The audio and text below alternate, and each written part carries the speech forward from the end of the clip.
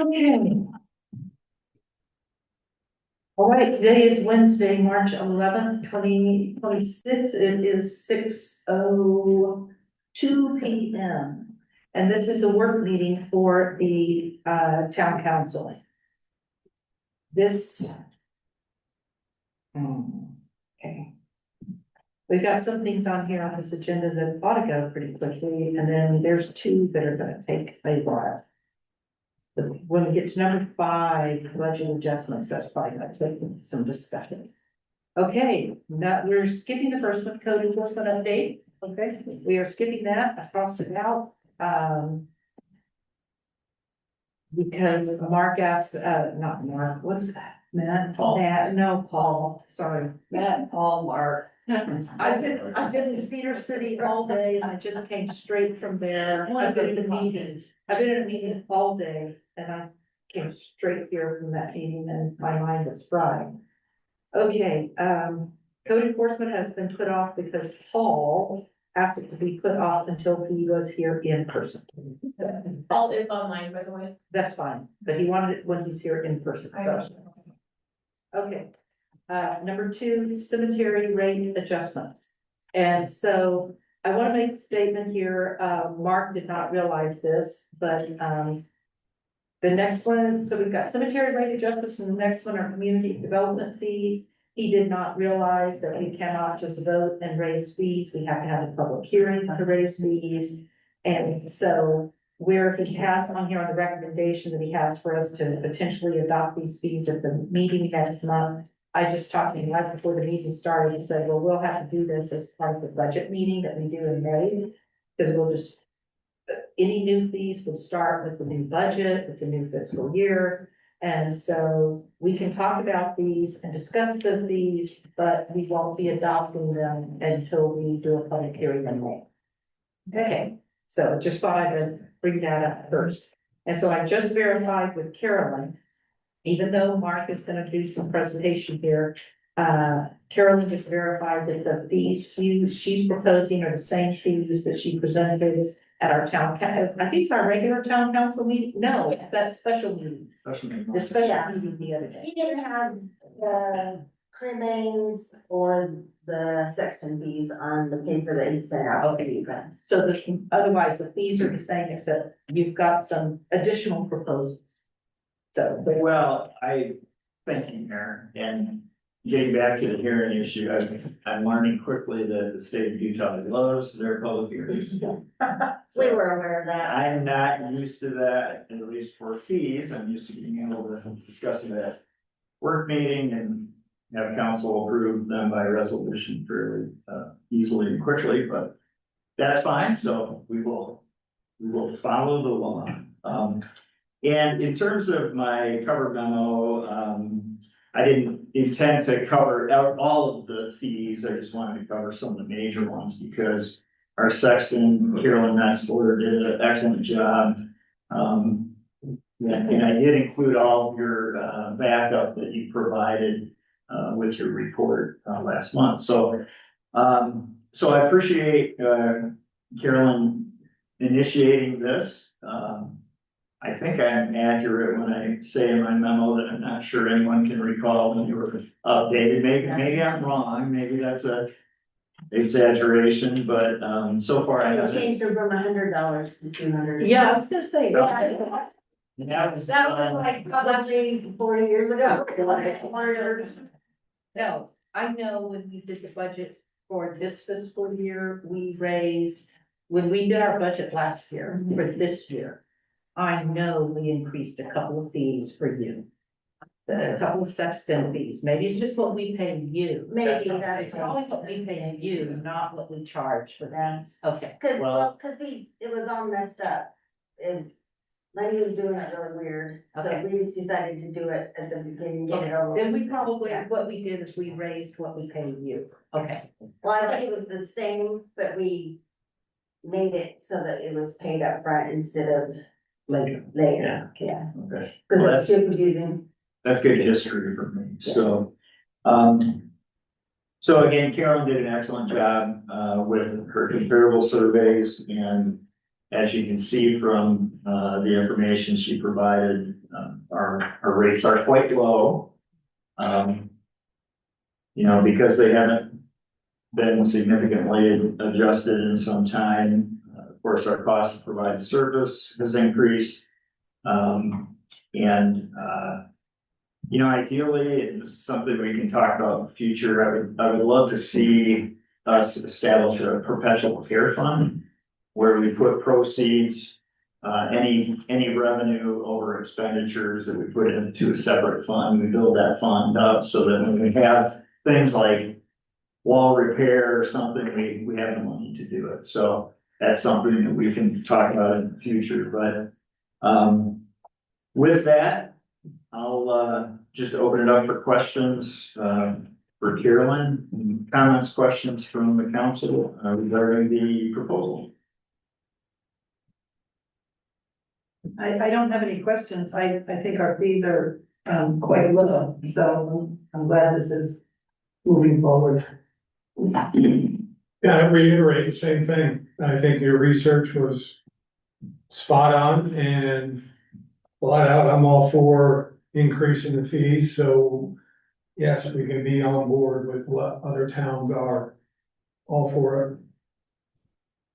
Because as it is now, we're losing money on our open and close, especially. Yeah. So,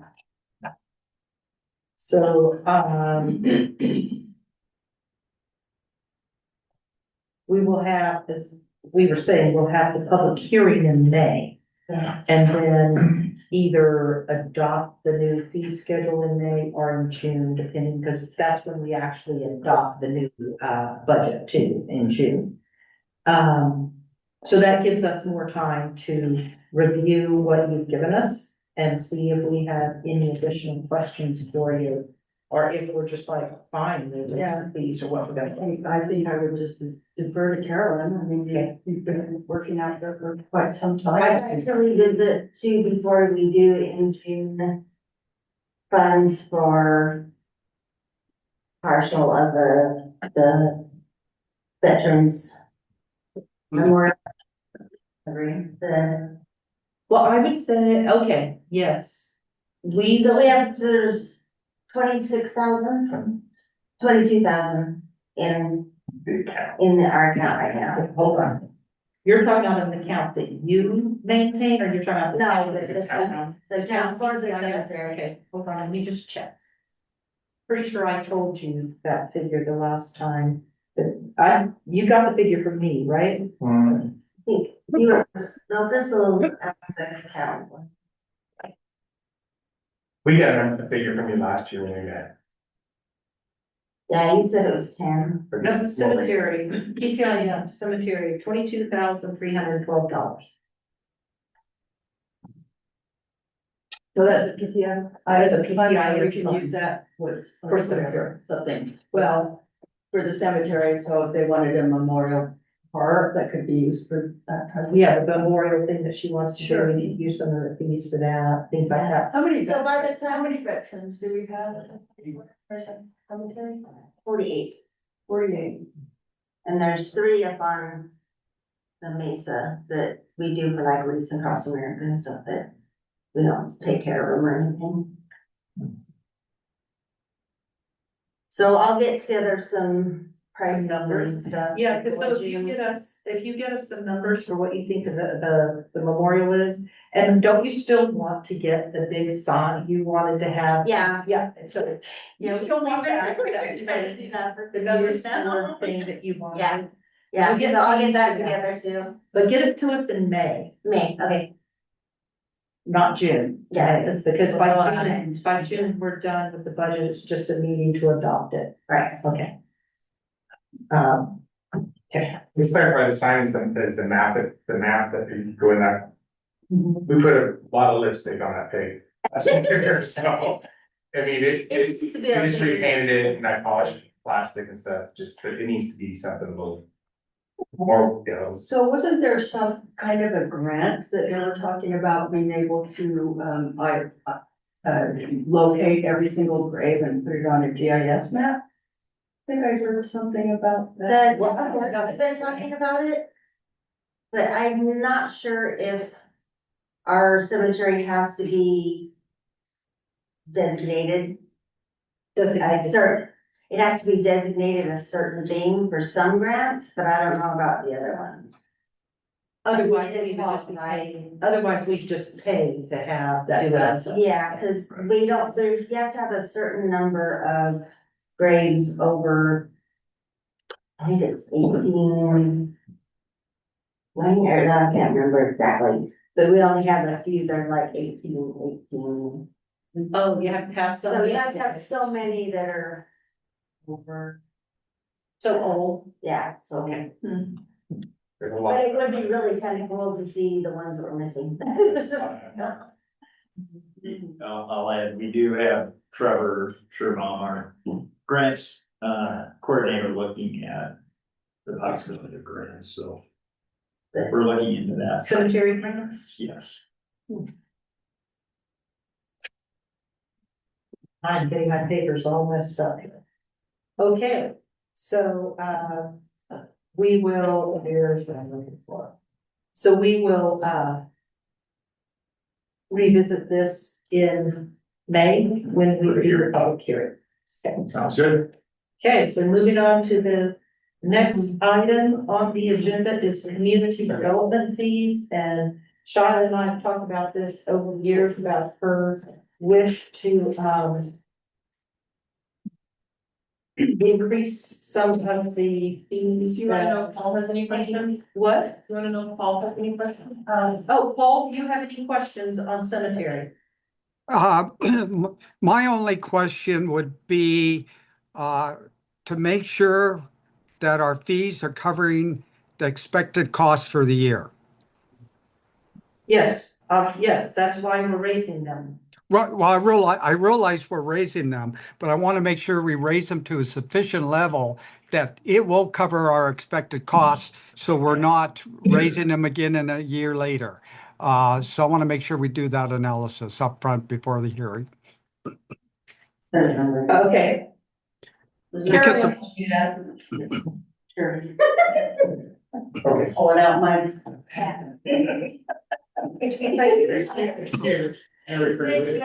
Bye. We will do an estimate on we'll estimate the additional revenue and. We should have some history about the costs. Yeah, average graves and other services per year times the increase in the fees, we'll have figures for you. Okay, so the next issue is the community development fees, and as I was saying, Charlotte and I talked about this over time, about wanting to, needing to raise fees, add some fees that we didn't have, that needed to be there. Some of the fees for various, building permits, et cetera, et cetera.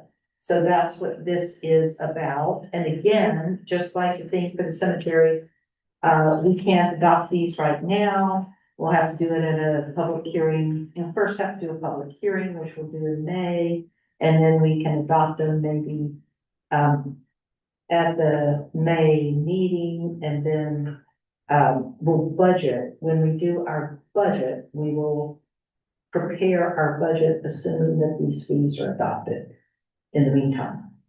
But we have to have the time to go through these and,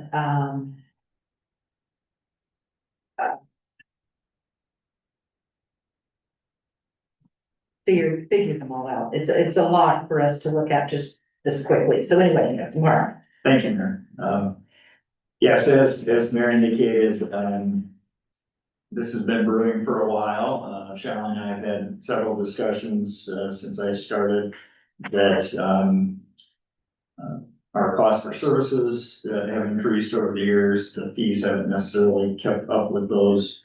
And then in addition to that, there's been some newly adopted ordinances that have been implemented, but not with fees attached. So for example, sign permits, plan review, encroachment permits, rights of way permits. You know, we have fiber optic provider coming in, and it's like, oh, there's no fee for right of way permit. So So these are some that we need to establish. So we'll certainly you'll have time to review this further, since we have to have the hearing. I appreciate, Shiloh's work on this, and she is here, of course, to answer any questions the council may have.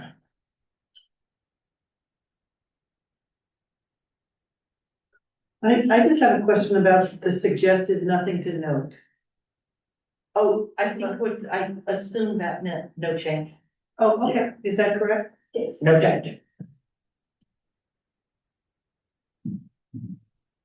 So is this mainly for the review? So what you're saying is somebody brings in a residential building permit, and we currently charge them $100, and that's basically covers the cost of staff to review that permit? So that's just the application fee. Yes. So that, and that right, and so that's just my clerical, just overview, of what that is. But the application itself, there's also the building valuation, there's a percentage of that, there's 1% tax, and it's broken down on another page about how that building valuation, should cover expenses, and the developer, would be paying for everything, but there's a few things in there that just need, some review to make sure that the town isn't, supplementing expense for any development right now. So the application itself is set up, and Mark and I have a few other things we noticed after setting this up that we're gonna probably add to May, so we'll build off of this, and then want feedback from you guys as well to see if there's anything that you would suggest. Yeah, I like the way you detailed this out, because, I mean, I don't really think that much about the fees. I mean, I know we have fees, but I haven't really considered like what they cover. Yes, they're supposed to cover, our costs. They're not supposed to be. The developer is supposed to pay for development.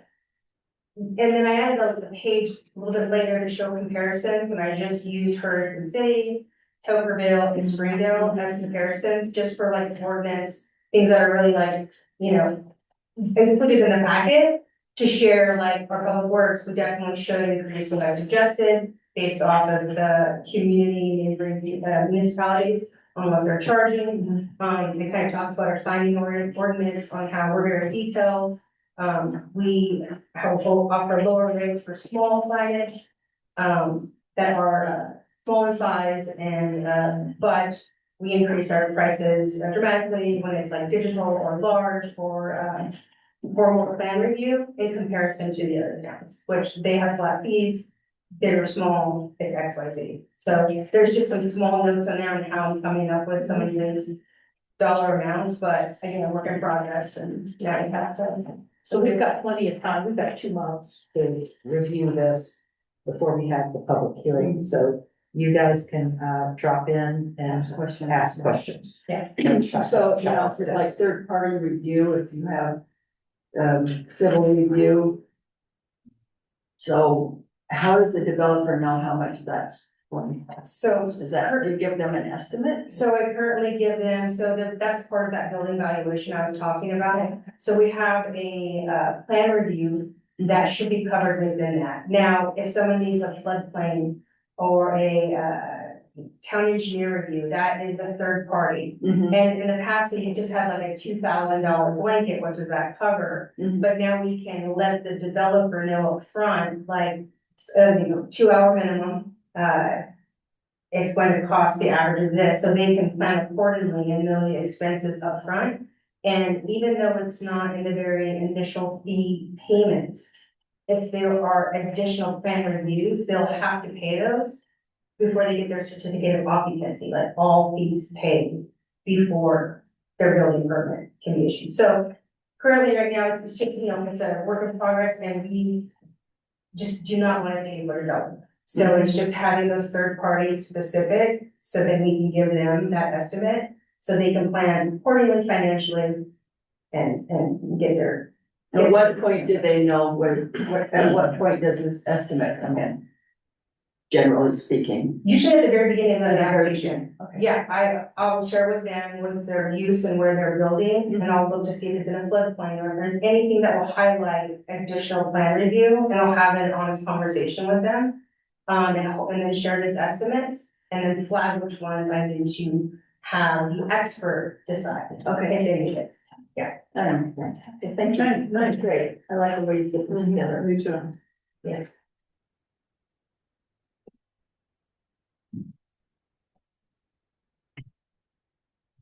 Okay, the next issue is, talking about, oh.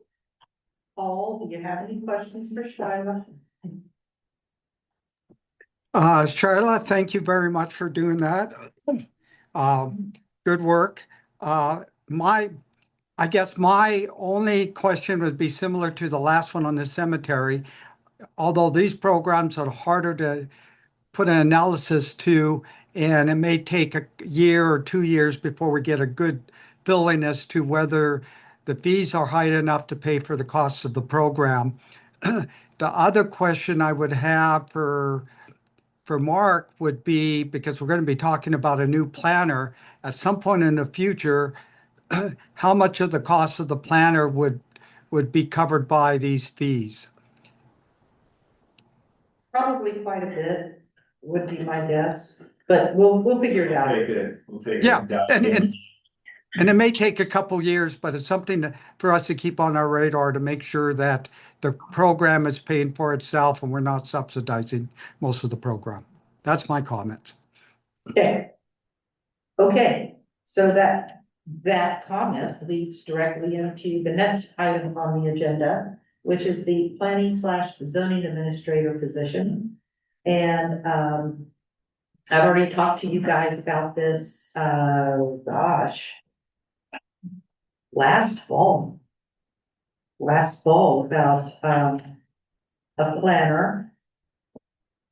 Late fall, after our town manager started, I said, okay, let's move on to the next thing that we had talked about, which was a planner.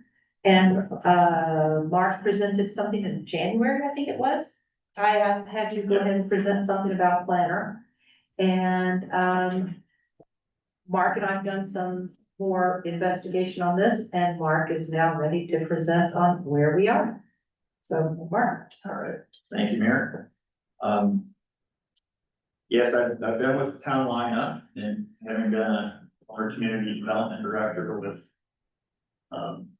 21 staff and had a full-time planner, had a full-time zoning administrator. And even though we might be considered a small town, and maybe I've said this before, I come to work for it. This is a town of 700 going on 7,000.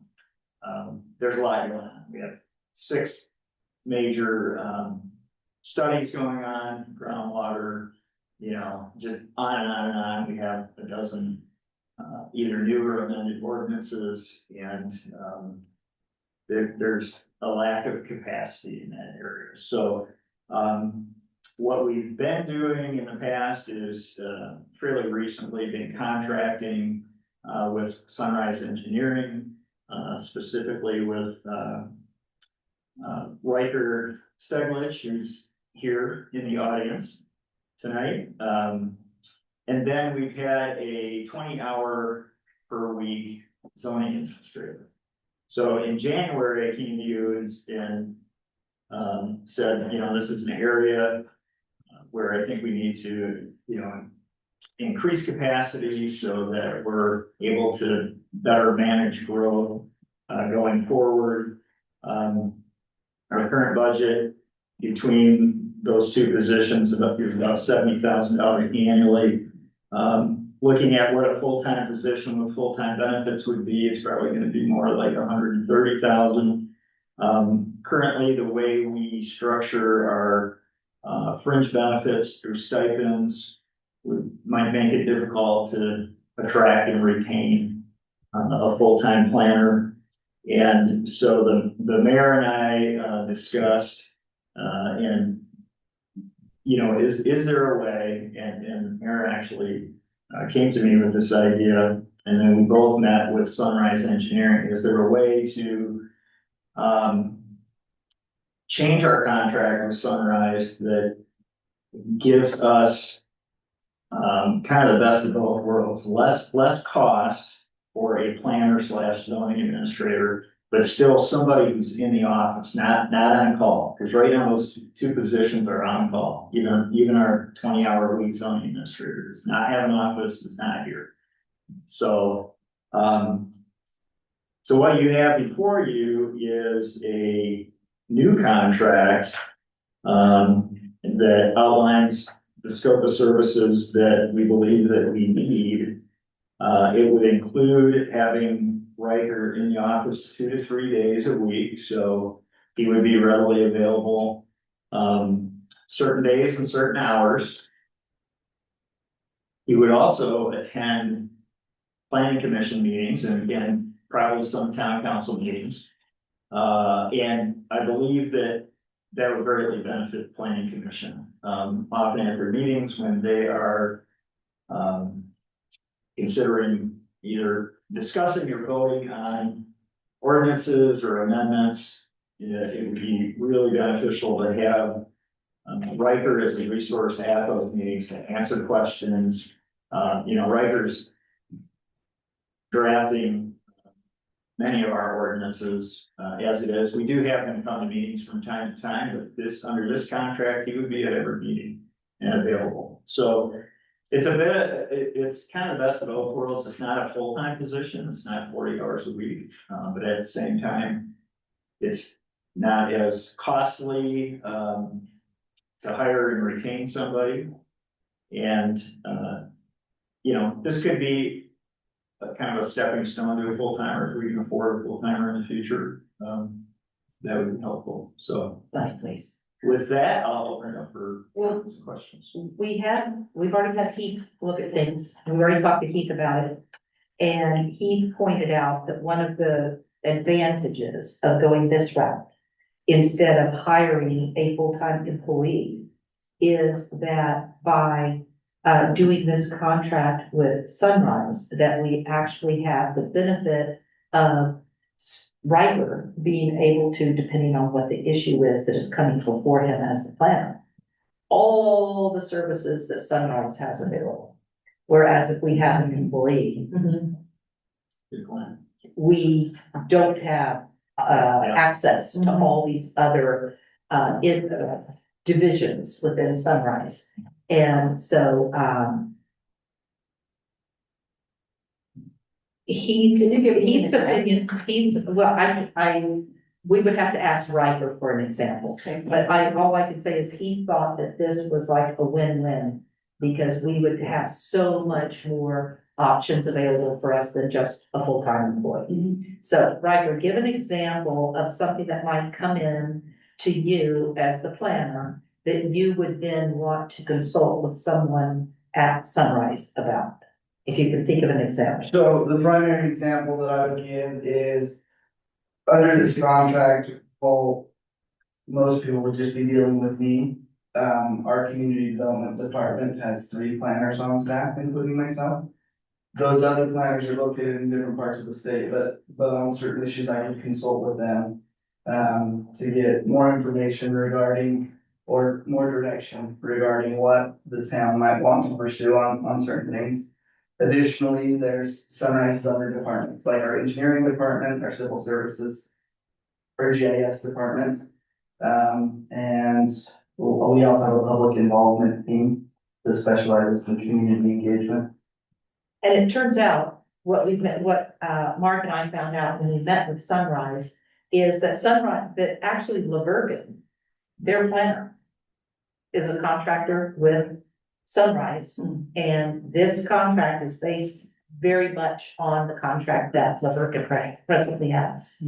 And although we made some changes that worked for us beyond whatever you guys have as the contract with Lavergan. He is not the planner that works with Lavergan. One of their other planners on their staff works with Lavergan. So anyway, so this is not a new, not like this is something they have not done before. So Anyway, My only, question is the compensation. As I look at other towns in Utah and what they pay full-time planners, it's less than this.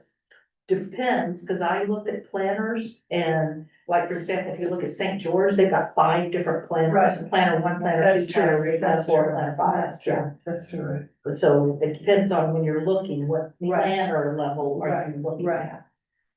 And does this include benefits or is this base salary? They will pay for benefits. Sunrise would pay for Got it. benefits. Sunrise would provide him with a car. We would not be paying any kind of mileage for him to be coming. So he'll have a car, they'll do the benefits.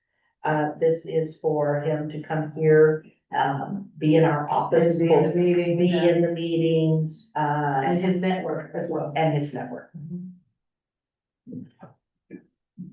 What level of a planner are you considered? So my job title is senior planner. Senior in planner. Summers. Oh, yeah, even if you look at this page 5 of 32, it says they've got planner 1, 2, 3, 4, 5. Mm-hmm. So even they have different levels of planner. And then on this, town planner services budget, I'm just a little confused of meetings, 4 planning commission meetings and 4 town council meetings in a week. I don't, what I, So that's the hours. oh, that's hours. Yeah. Okay, got it. And those are. Obviously, those will vary depending on the meeting, certain meetings aren't. Right, 4 hours long, Okay, some may be shorter. Under this, it's budgeted that, for 2 town council meetings a week, or a month. That may not be the case, as I've discussed with Mark, it may not be necessary for me to attend every town council meeting. And so those may vary. okay. So we're gonna be strictly bill his hours. Like if he doesn't go to a meeting, it's not carte blanche and you're No, gonna send in basically through Sunrise and Sunrise sends us a bill. Which we presently get now for Right, this service. right. Yeah. The budget is an estimate on what Right. we think we It's need not in set in terms of level of service Mhm. and what they can provide, but it'll be. And so the benefit, so we discussed the fact that he would have set days a week that he would be coming in. Yeah. Let's just say Monday, Wednesday, Friday. That's not the days we talked about, Right, but right. I'll just say Monday, Wednesday, Friday. Right. Then he comes in and he's in the office all day, or the work day. And, he's What there. else you gonna give him? Oh, the planner office, come on, that's like we talked about, the planner office. He would be in the office and then, so he's there, he can schedule meetings with developers, they'll come in, he's there when people come in. And, so. Working on ordinances that, we need. Because sometimes, of course, when the developers come in, at least I know from many of the meetings, listening to Tom from Springdale, is how many developers he'll have meetings with. It's like, well, you come out of the meeting, we need to change the code to do whatever, Right, whatever. right. So he starts drafting ordinances and. And maybe looking at inconsistencies in our ordinances And- during his downtime. And he's, right, and so we be working on ordinances, and then planning commissioners can come in and talk to him about their issues with ordinances or whatever, but he would be in charge of the ordinances. Well, I really haven't worked with you at all, Riker. I mean, I know some of the work that you've done for the town. But I was wondering if we get a resume so that we can see what Yeah, your I can education provide that. background, as if we were hiring a planner. But I can tell you from my, some of the Zoom calls that I've been on where Riker's been there. There was a call we were on with the park and ride, and I had you attend the park and ride Zoom call. And he gets on and there's Tom Dancy from Springdale. Tom's like, Riker! It turns out Riker got his start working in Springdale, working with Tom Dancy. Wow, Then he went from there to Is that from there to Tokerville, or did you go somewhere else? So I actually started in Tokerville, went And to then went to Tokerville, Rock Springdale, and back to Tokerville, Okay. and then now I'm a Sunrise. Yeah, so I just thought it was interesting how Mhm. in this whole area, they all know Riker. Mhm. So, So do you prefer working for like Sunrise as opposed to working for a town as a planner? I mean, you were in different towns and then you went. Yeah, it's just different, there's different things associated with that, as a consultant, I've worked on different projects that perhaps I wouldn't have worked on in any one individual town. There's just different things associated with that.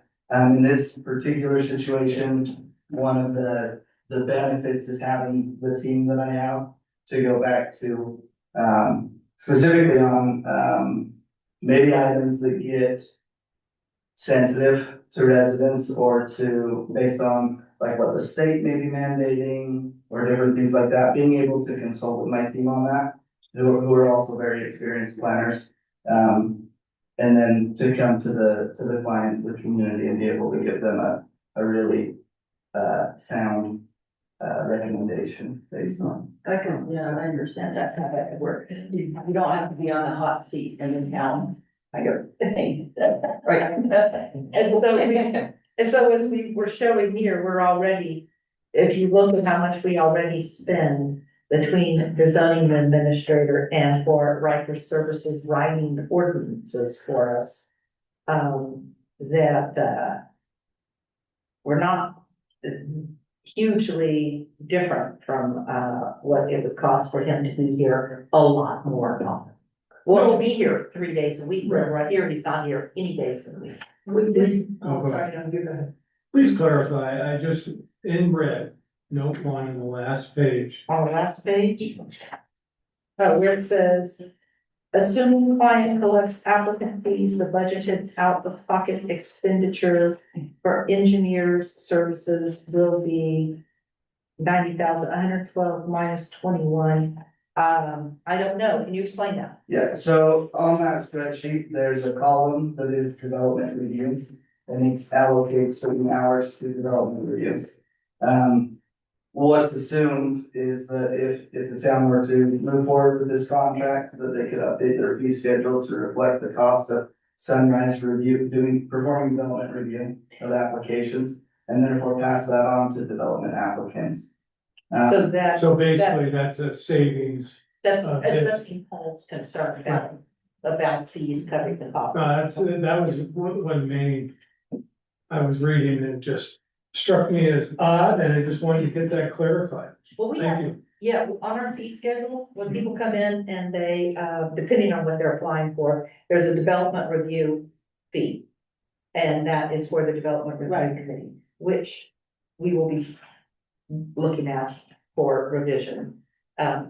Once we have, well, I'm not going there right now, never mind. But the DRC fee is, Yes, is what he's talking about. one more minuscule thing. Per diem, $59 a day, Where's that? page 5. You're gonna have a car, so we're not gonna be paying mileage per se. Right.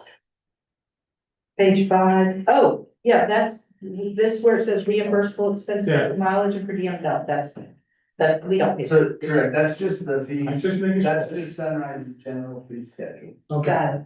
So that gives us an idea about what they charge for these, different activities. Well, I take that to mean that if we were to, say, like, let's say right now, with the contract that we currently have, and Riker's doing our ordinances for us, if we would say, Riker, we need you to go to Salt Lake City for 2 days to do blah, blah, blah, Right. then they're gonna charge us this. Right. So does this job description include the duties of a zoning administrator? Okay. Anything, probably what we had in our job description for a planner, I'm assuming. Right, that I we would drafted a basically, job yeah, description. doing that, then all those tasks. Correct. Correct.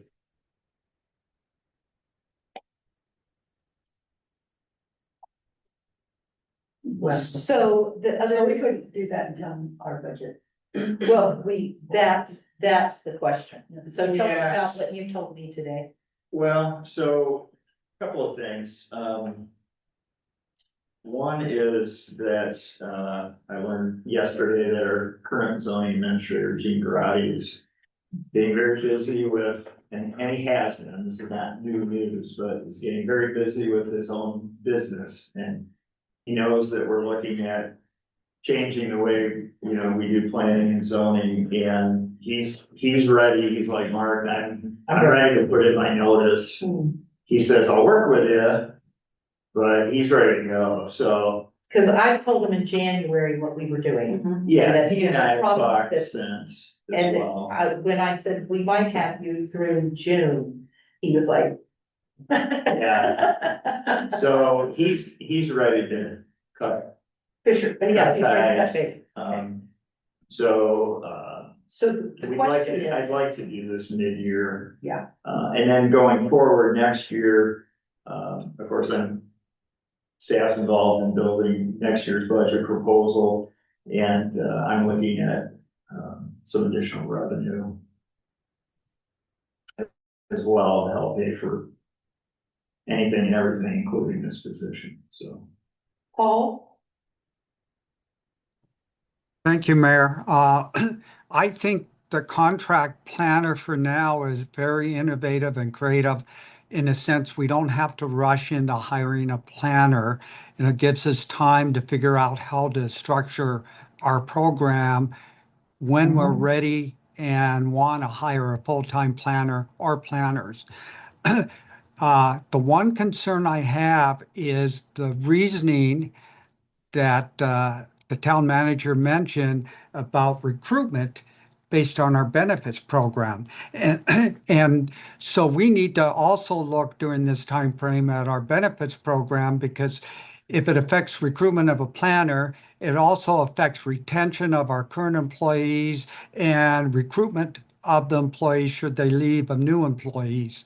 So if we got a problem with our benefits package in recruitment, we need to at least look at it and see what we can do to make ourselves competitive in the future. I agree with you, Paul. Yeah. I have a- Good comments. Yes. So we will put this, are you planning to put this on the Well, agenda I'm for look- I'm Tuesday? looking for direction from council. Okay, I would love to do that, especially with the news yesterday. yeah, from Jean, Yeah. yes. So this would make Jean happy, it would make Sunrise happy, and, Me happy. it would make you happy, because as you said, you're spending more than 50% of your time on community development as opposed to town manager I would say so, duties. which is fine. I mean, I enjoy that But you piece. But, yeah, it's, So, should we, do you guys want more time? We've, as I said, we've already sent this to Heath. Heath has looked at it. Mark and I had a Zoom call with Heath and talked about all the details, and Heath was just really positive. Well, I feel like a week, I mean, for me, a week is plenty of time to look at Yeah. this I whole would- document. I would agree, a week is good to, Okay, I'd like to talk to a couple people okay, on the side Okay. between now and our meeting Tuesday, just to Uh-huh. make sure I have all the info, and yeah, Ready to- I think Tuesday would be good. okay, what do you think, Paul? Move ahead with it. Okay. All right, so you can put it on the budget, on the budget, on the agenda. thank you. All right, so next is mid-year budget adjustments. This was a bit of a I don't know if back and forth is the right word. Thank you, Greg, thank you. Who is Shyla? Sorry. Don't leave yet. You were planning to come to tonight's meeting anyway, even before you knew we were talking about this, right? Or was it Open space. the open space thing? We had briefly discussed the open space. Okay, so I knew you were here tonight for two things. I couldn't remember what the other was. Okay. Okay, so the budget amendments, we had a little bit of a back and forth, if we want to put it that way with Mark and I, where he wanted to wait until What May. happened to- You were gonna wait until May to Oh, do the yes. budget amendments, and I'm like, no, I wanna do them now. Yep, I don't wanna wait till May.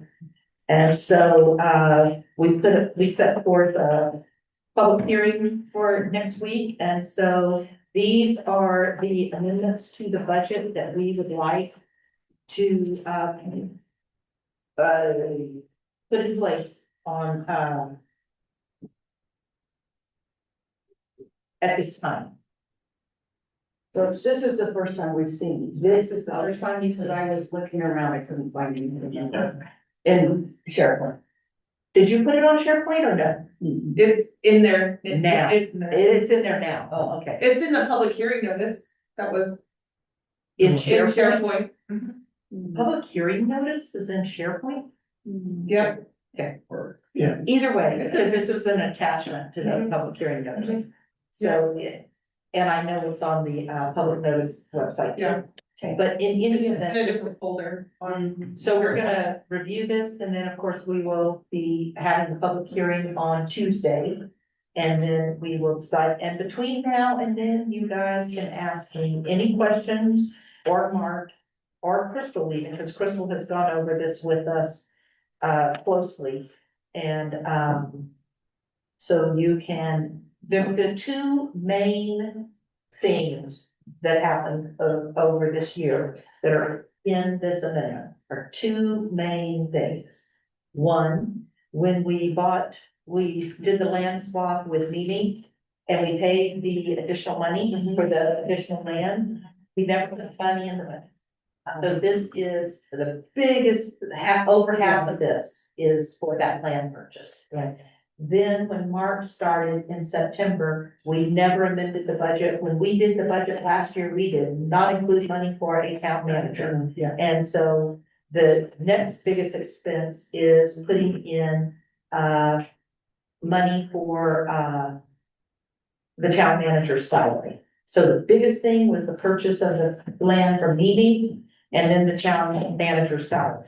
So the town manager is listed here 3 times. Well, he's split between administrative, parks, roads, and water. He's in 4 different I buildings. see, okay, and yeah, I broke down, got it. Okay. So we put 50% of his salary in Right. admin, Right. 25% in water, 12.5 in parks, and 12.5 in roads. Got it. That land you're talking about, is that where the fire station's gonna be? Yeah. So that's just an asset of the town. Yeah. The fire department doesn't buy the. Oh, no. They would love for us to deed the land to them, and it's like, no, that is our land. We can lease it to you, but for, $1 a year or whatever, but we're certainly not going to just deed it over to them and say, here, it's your property after we bought it.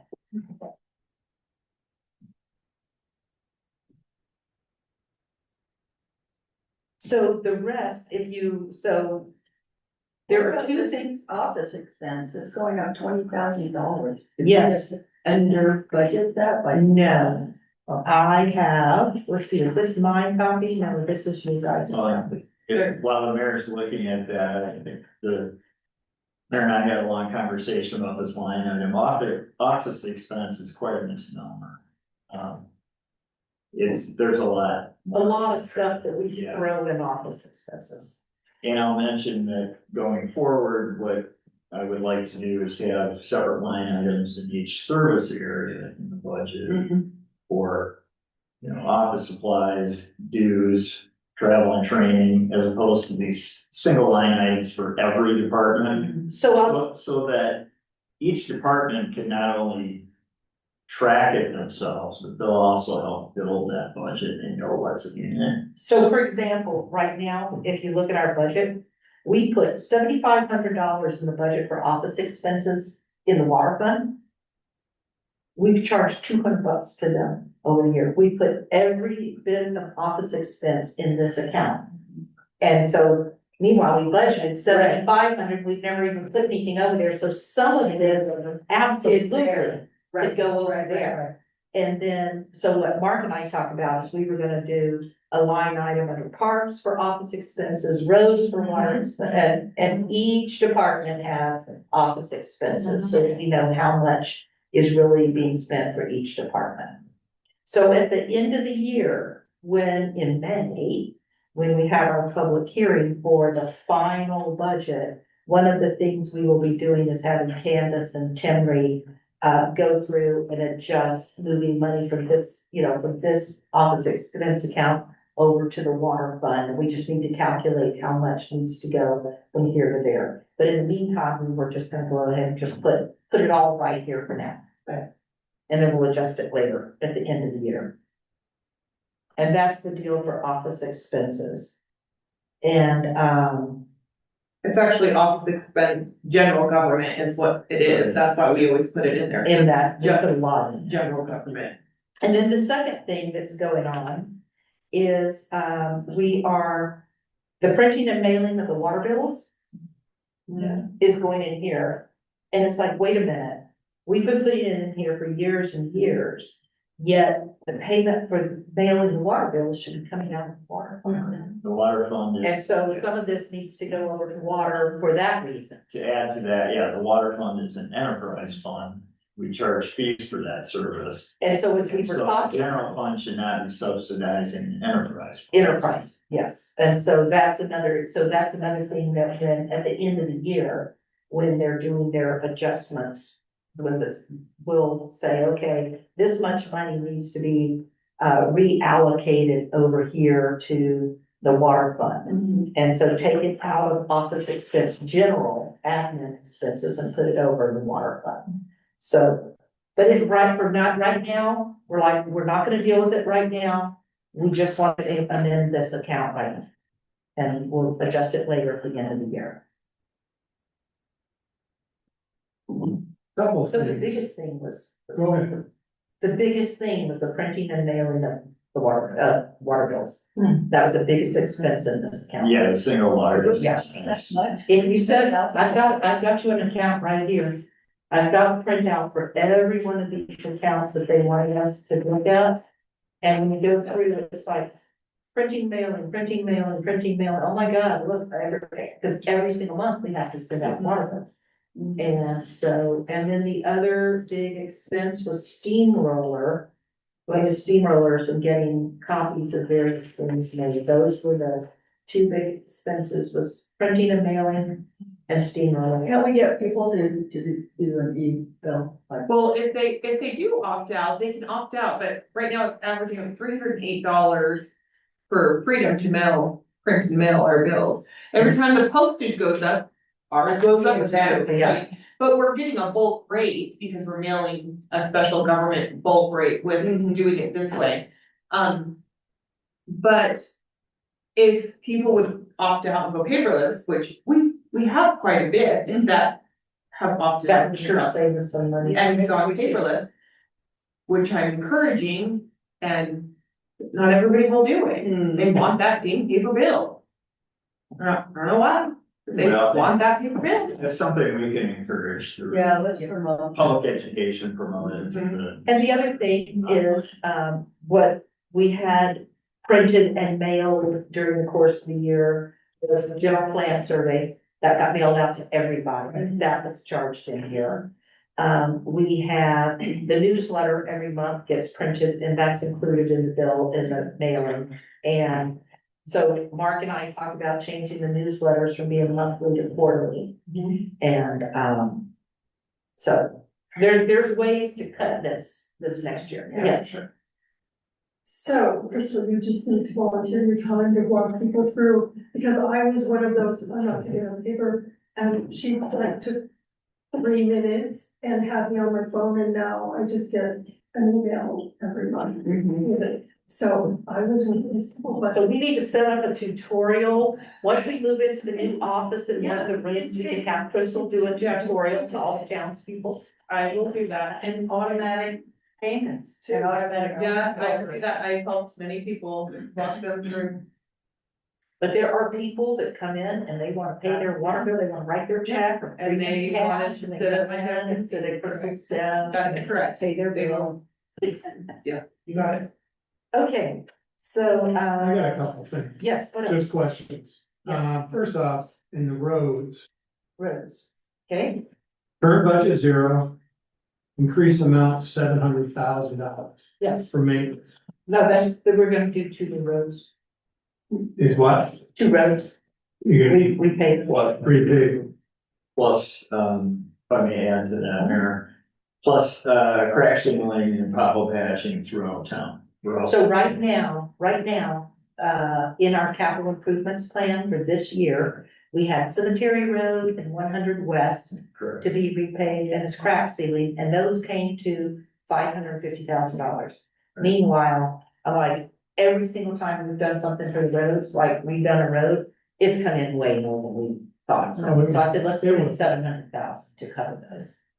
Between, I can tell you, because they're estimates, we're getting estimates, that are coming, I think crack sealing is about 70,000. And, 150, for Cemetery Road is 220, so you got 300 just for those, and then we don't have an estimate yet for 100. West. And so right now, what we have is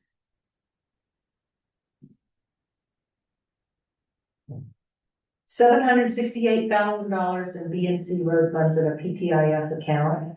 And then the other one, where did I just have it? What did I do? The other one in the PTIF for impact fees for roads was 400 and something thousand. So we could potentially use road impact fees for Cemetery Road, but we would not use impact fees for, 100 West. So either way, this money, this 700,000, if you look at the end of this on page 4, we have where the money's coming from. And we have that we're gonna transfer from a PTIF account. That's where the money's gonna come from for the 700,000. Okay, it's not coming out of our bank, it's an account that's sitting at the state right now with. So we've got about 1.2 million altogether sitting in road funds in an account at the state. excellent. And that's where the money's coming from for this. But we have to put it in the budget because they want to fix the roads. It's like, but you can't fix the road until we put the money in the budget. So that's what this is. Another thing, Yes. $4,000 maintenance cost for one town truck and new tires and service. And let's see what I have here. I have here, well, we put nothing in the budget. Okay, It's zero. We've already spent 2,100. So, Candace had said, raise that. She recommended that we raise this to 4. Because we don't know what could happen between now and the end of June. But you also notice the word et cetera. no, I just going from 0 to 4,000. That's where I just was making sure I'm not. Because we've already spent over 2. And another thing, since we're talking budgets, it's been on my mind for you, Mayor and Mark. Mhm. Would it be possible to say, talk to Eric to do a check on our hydrants, valves going into before, next couple of months, going into the new budget time, so we know ahead of time, all right, we're gonna have to change out 5 hydrants. Yeah. Automatically, so the money's gonna be set aside for those things for water. Of course, that's. So, yeah, if I may, Mayor, so I don't know that it's been done in the past, but,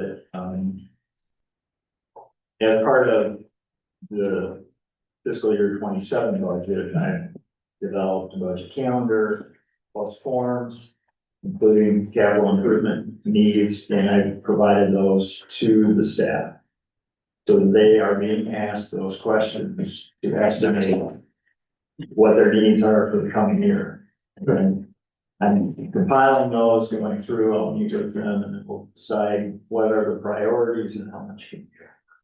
Then that'll be the basis of the budget. And then, as I indicated going forward, when the budget's implemented and they're spending the money, because they were involved in building that budget. They can track it and they'll know what's in it. And they'll know when they, what they've got to spend and what they don't. So good. Sounds good. Other questions? Paul? I don't have any specific questions. I need to take a very close look at it, spend more time on it, but right now, nothing jumps out at me. I do like the town manager's suggestions going into the future, and yours, Mayor, how you're gonna readjust the budget for each of the departments. I think that makes sense. Okay, thank you. Becky? Oh, no, I just want to hear what you guys are talking Okay. about. I just thought since you're here, I would ask. So this land swap, I know, we're taking that money and we pay for that much money, but it also shows as an asset. And how do we, so is the asset just that amount of money, or is that asset worth more than the 328,000? Oh, I don't know. Yeah, Well, we're not gonna put- now you're getting away from budget and you're getting into accounting, which, Okay. yeah, so it will show us an asset on the balance sheet, certainly. But for this budget, it's gonna show us an expenditure to make the purchase. Right. Yeah. So I want to say that by the time you deduct the payment out of, so at the very end, it shows where it shows the 700, but some of it's coming out of PTIS, some of it was a loan. And then it shows a balance of 550, 155 that's gonna come from the general fund pay, the general fund will pay for. When you deduct what we've already paid for the property for me, and you deduct the town manager's salary, what we're left with all these other things that are being increased over the course of 9 months of the year is $91,000. So as I said, the bulk of this is the property and the town manager's salary, because we never put those in the budget. Of course, we didn't know we were gonna be buying that property from me when we did our budget. We knew we were gonna have a town manager, but we decided we were gonna wait till after we started before we keep that in the budget. So it's not, the rest of it, I won't be so blind as to call it chump change, but it is not that much. As an amendment over the course of the year.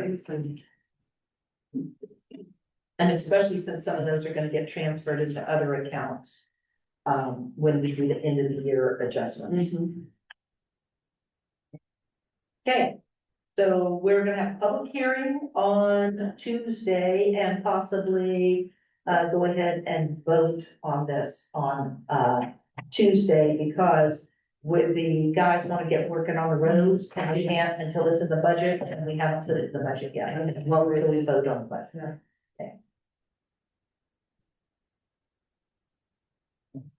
Okay, next, do you guys have any more questions, or can we move on? We can move on. Okay, the next is the potential change order to the pros plan. And we talked about this when we had that special meeting last week. And, we decided that we wanted, so it was just me, April, and Valerie that were here at the special meeting last week. And, this got added onto the agenda because we were voting on, what were we voting on? Oh, the open space amendment that you're here for. We were voting on that, and then we also discussed this post plan change order. And we decided we wanted the full town council to address this. So Mark has prepared something for the full town council. Thank you, Mayor. So as discussed at last week's meeting, for those of you who weren't in attendance, the mayor and I did have a Zoom call with our consultant SE group. to get more clarification on the cost and also the difference between what's in the current scope of the pros plan and what additional value we may get through these change orders. And if we do something, if we do less than 5 concept plans, we do 3, for example, then the cost is gonna be a couple $1,000s less, about $8,000 versus 10. And then in terms of the difference in scope, they provided some drawings of the same part. Last time they provided drawings of different parts, but you see an example of a current scope of work, where you have basically a list of improvements and a very general schematic of This one, the part, that one thing. this is what you get in our current plan. Yep. And then the next is the concept plan, which has a little bit more design to it, types of materials and so forth. A little more illustration, more of a master plan. Certainly not, Councilmember Keatsman had asked, are these engineering plans? They're by no means engineering plans. The concept plans can be used again to obtain grants, for example, but they're not gonna be used to bid out actual park improvements. So when we talked about it last time, we looked at these two. These are the same two concept plans that we looked at last week at our special meeting. And April was of the opinion, and you kind of convinced me after what you had to say at the meeting, that the difference between the two is probably not worth the additional cost. To pay that much to get only this. And I was like, well, you kind of convinced me. I don't think you can do any much more in terms of construction or engineering with this plan, this plan. And I it think- shows a parking lot and. Right. other things, but And that 8,000 might be a bit of Jim's favorite thing. And I've gotta make a point, it's above that heck out of me. Doing the math, if you go down to 3 parks and it's $8,000. Yeah, it should be 6. Yeah. Thank you, I wasn't totally. Well, we questioned that, that's a great point, and we questioned that, and the answer was, well, you've got some built-in up front. No, I understand that, but go on, let's just. Well, I don't disagree with you, but. Common sense. We asked that very question, because I said that, I said, so is 6,000? No, because you got some built-in costs regardless of the number that you do. I mean- thought 2,000, so there you go. A good friend of mine showed what AI can do, Oh, yeah. and it is stunning, and it actually is better than this. Or better, excuse me, I don't even know which one, better than either one. A simple AI tool by a friend of mine, not anything specific to anything we have, but just, this is what it can do. I mean, I don't see any cost, that $10,000 could be used to do a walking path at Pocketville Hall. Help pay for new playground equipment automatically.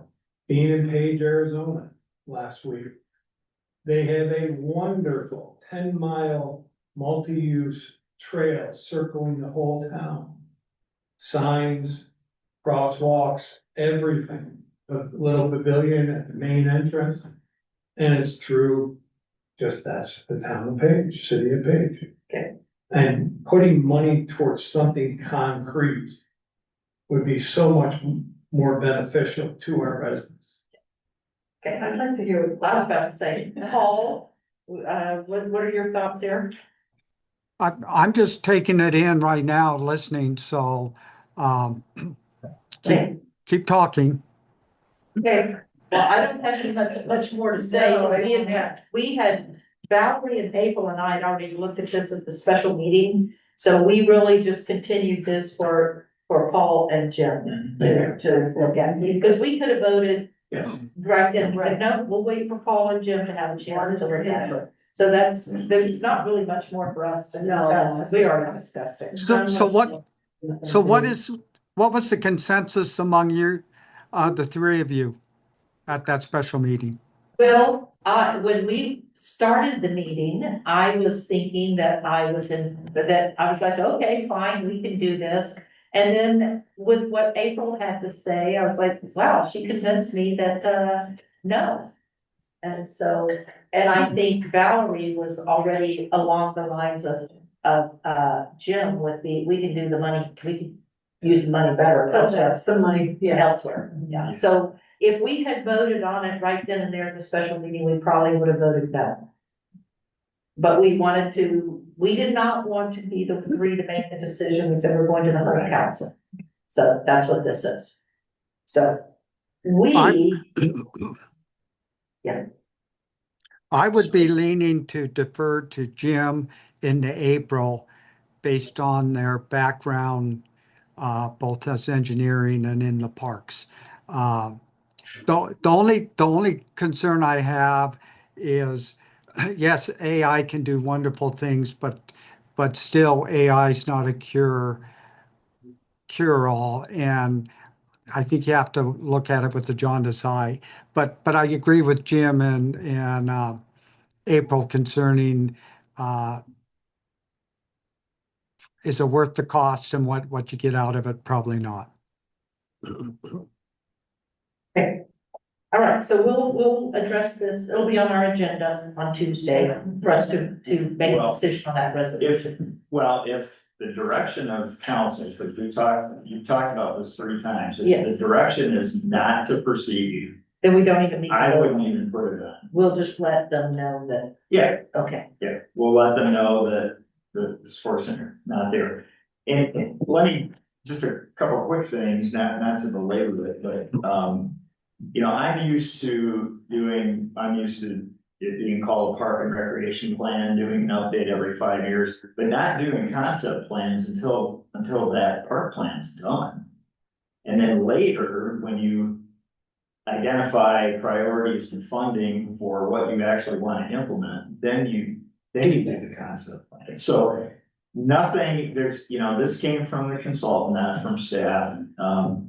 It doesn't have to be done now, so.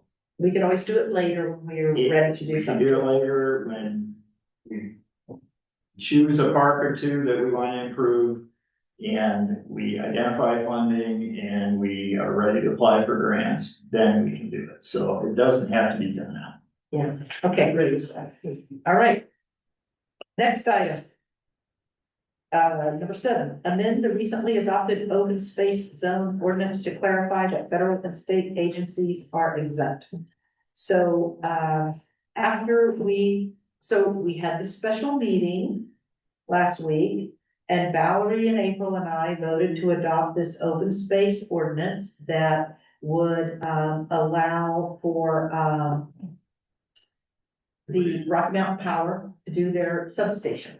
Remember we were saying that, utility companies didn't have to comply with the 40 acre, Or 10 acre. either one, Right. but the one we adopted put the 40 acres back in. Oh, that's right. You remember? We had that whole discussion about 40 Yes, acres versus yes, 10 acres, and I just said, oh, forget it, and left the 40 acres in. Yeah. And we said that utility companies were exempt. Right. And one of the things that this ordinance did, because this was the ordinance that was listing the prohibited uses, that we had sent it back to planning commission, told them to give us prohibited uses. So this ordinance that we adopted said, here's all this list of went back to 40 acres, said, oh, by the way, here's all this list of prohibited uses, and utility companies are exempt from the acreage limitation. Yeah. Well, after that, a town resident sent the ordinance off to the BLM, all kinds of agencies, and said, look what the town did, they prohibited uses on federal land, blah, blah, blah, they can't do this, blah, blah, blah. And so then I got an email from Jason West, who's the regional director at BLM, saying, what do you guys think you're doing? And, so I talked with Mark and Heath, and we had a call with Heath. And it was thought that there is language in our ordinance already that says that, any federal or state agency language would preempt if it conflicts with ours. I can't find that anywhere in our code. I have looked through our code. It is not there. So, he had proposed actually that, because what we were proposing, what Mark and I talked about was amending this ordinance to say that federal and state agencies are exempt from complying with the open space ordinance. However, if I understood right in our conversation with Heath, he actually proposed that we put language in that says federal and state do not have to comply with any of our zones in town, not just the open space. That's what I thought he said in our Yeah, conversation. thank you, Mayor. He recalled, I think, what he stated was, I know exactly where this should go. Yeah, and that's. But what he said that. essentially, local law can't preempt federal and state law. And in terms of open space, you know, I don't know the figure, but I'm gonna guess that 90, or maybe 99% of our open space is federal land. Yeah, I think so. So it certainly makes sense to put that Definitely. caveat in open space, but if there are others, it wouldn't hurt to just. Do a global thing. And so, then I wrote off, so following our conversation, because as we were talking with Keith, I said, okay, I'm writing to Jason at BLM right now, and I told him, here's the deal. And then he wrote back and said, I want a copy of your, amended ordinance. Okay, when we amended, I'll send you a copy. So Jason wants a copy to prove that, we have this in our code, that they are exempt, that they preempt or they. Well, Either we say they're exempt or we say they preempt ours, whatever, however we're gonna put it. right. In his case, I think his concern was that the BLM looking at establishing a new campground. Yeah. Now. Out by the quarry, out. Yeah, she's first. Now, in that regard, I think that they're covered because we have public uses as an exemption to the minimum requirement. So we could say, well, a public park is a public use, but regardless, we should have a catch-all just so. Oh, we gotta include folks county. like the Utah lands doesn't, that. Anybody who is appropriate should go in this. And so the question is, do we just amend the open space zone to say this?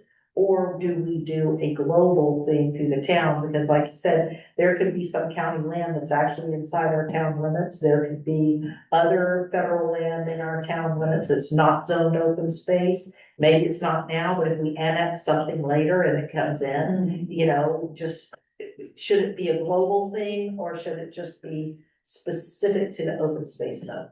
But either way, whatever we do, I have to send a copy to the BLM. So would they be satisfied if it was just a general? He doesn't want it necessarily specific to open. I can send him a chat, I can send him an email and verify that that would be acceptable, but I think it will. It'd be better, I think, to do a global, because you don't wanna have to go through Every single zone. zone. Yeah. You know, I mean, that can create confusion. So what are your thoughts, Mr. Riker? Thank you. You're just about to ask him, okay. My only pause at that is, for example, in your commercial zones or your residential zones, if a county entity or a state entity obtained land and wanted to place a building there or a use there, that doesn't go with those. Those two. Okay. Those two specifically would be the only thing, but I'd be interested to know what he has to say about that. Okay. Yeah. I don't know that you I don't know how likely it is that they're gonna come in and purchase residential land or commercial land to But you never put know. their uses on, but you don't know. A lot of your zones already have, you allow for essential services, which covers, like utilities or things, services provided by a governmental agency is what your definitions say. And so you do allow for a lot of that. I just think you might want to be careful about a whole, opening that up to anything. Okay, so Paul, did you have something to say? Yes, I do. I, when I looked at the ordinance, I thought, Lauren's objections were probably, I didn't really, I understood what he's trying to say. There was a provision in there that indicated that all uses in effect at the time of this ordinance would remain in effect, that I think would have covered all the uses BLM has right now. So I don't know if there was really a problem, but I think clarifying it would be great because then it eliminates any of that question. I don't want to, I would vote against a global ordinance at this point. And let me tell you why. Riker makes a good point. And also, if you start watching what's been on the news and what we're seeing lately, and I doubt it would happen here, but you never know, is the creation of data centers or detention facilities on the BLM land. And I'd be concerned about, although we would open it up with the open space, I'd be concerned about making it global and giving us the inability to address our citizens' needs should the federal or state come in with something that is very objectionable to our citizens. At least we have something to at least discuss and argue with the federal government and the state government should that happen. So I would limit it just to open space at this time. Okay, this, talking about data centers reminds me that, one of the things we did with the, at the Water Conservancy District, one of our meetings back in, I think it was December, yeah, it was either it was November. We adopted a plan where anybody, any developer that comes to any of the communities that are part of the Water Conservancy District, if they have come in with a plan that uses X amount of 1,000 gallons per month, and it was a large number, I'm saying X because I can't remember the number, it was, but whatever. Gallons a day, wasn't it 7? It was a lot. They could not do their project until it went to a vote of all of the members of the Water Conservancy District, and it had to be a supermajority that would vote in favor of it before they would let those big projects go through. And they were particularly concerned about data centers. And also they actually had a proposed project come in, and I think it was in St. George, and they were proposing a water bottling facility, and they were going to bottle our water. And so we're like, we already are struggling with water, we're not gonna let you bottle our water and sell it out of state. We wouldn't even let you sell it to us, it's like, you're not gonna sell it. And so we came up with this, Virgin one. Make some money off of that. So, yeah, they can buy that. Come on, So, we can make bank. so, I was just wondering how we could do something. Because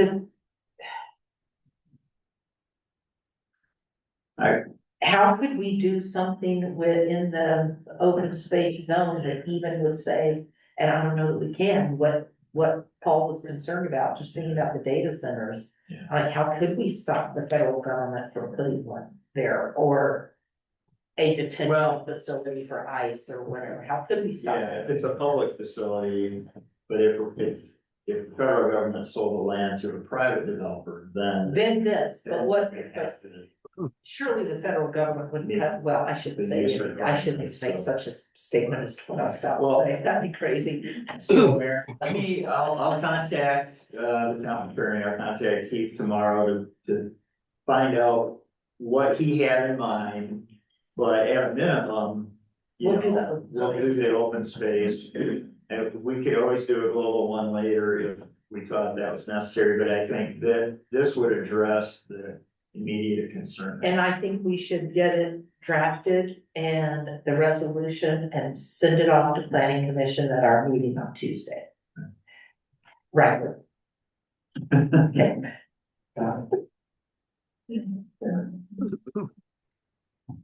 Paul, were you gonna say something? No, that sounds like we're on a good path. Okay. So, Riker, I need to send you, I already told you of one ordinance, proposed ordinance that I was going to send you, but I guess I probably need to send you this open space. one. Yeah, Just just send that pass. one so that I can just work off of that draft, that'd be fantastic. Okay.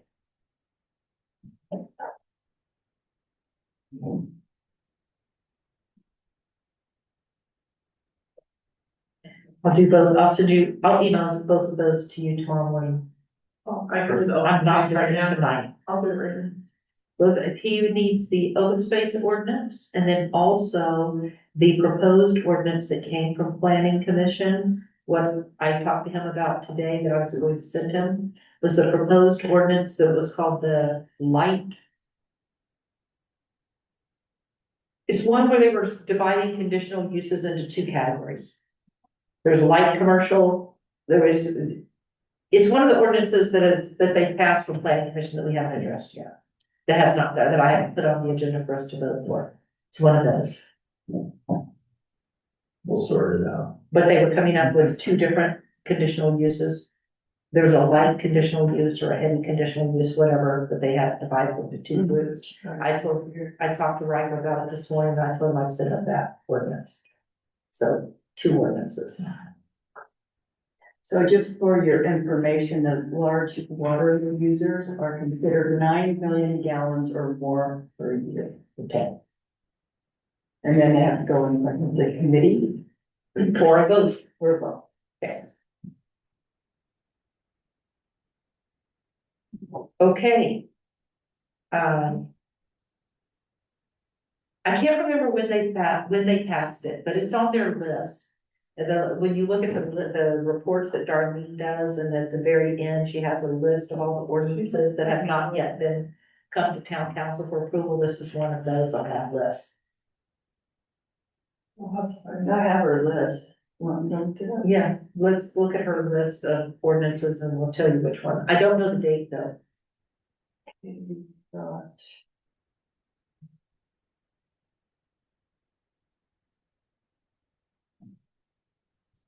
Did it come to you guys?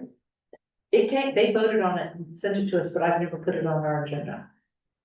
So she's got the pending ordinances right now. Parking lot ordinance, chapter 8, unlisted uses are prohibited, chapter 16. LICUP and. LICUP. Okay. What, yes, LICUP, that one. Low impact, that's what it was, low impact CUP. Yeah, chapter 16.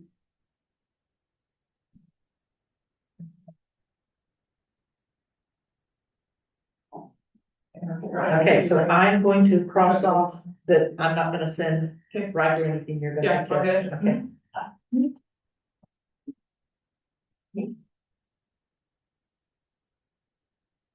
Okay. Nothing else? Okay, good. Motion? Move adjourn our board meeting. What, wait, what? Before you adjourn, I am wearing some baseball outfit on Tuesday, since it's going to be start of the season shortly afterwards. And I think Crystal is too. So I encourage any of the other town council members also to do so. Wear a cap of your favorite team. Okay. Are you buying? I'll lend you one. Yeah, I'll lend you one. Yeah, I was gonna say, they've got Just everything. just as long as it's not the Yankees. You better not show up in a Yankees game. And show up in Yankees gear. Okay, In fact, we I have have I have one for you, Jim, that you can keep. Hey, over him. No, don't work that way. I'll second it. All in favor? Yes. Yes. Okay, vote, meeting adjourned. Okay, and then Becky, I'm meeting you tomorrow at Okay, Paul. 10:15. Yes.